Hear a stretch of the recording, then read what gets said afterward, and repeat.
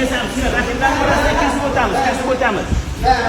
Jangga mazgina qoldi, xudo xolisa. Ustoz, assalomu alaykum. Va alaykum assalom. 29-iyun KO promotionida kimlar jang qiladi? 29-iyun kuni KO promotionda asosiy jangda Ro'shan Muhammadjonov WBC yo'nalishi bo'yicha yoshlar orasida jahon chempioni 8 raundli jang tushadi. Keyin Timur Abdurahimov, Foruq Sodiqov. Timur 6 raundli jang, Foruq Sodiqovga o'ta og'ir vaznda 4 raundli jang qilamiz. Oldinda tushgan Foruq hozir endi yana boshqatdan shu KO promotion Oqtepa promotlik kompaniyasida faoliyatini davom ettirmoqchi.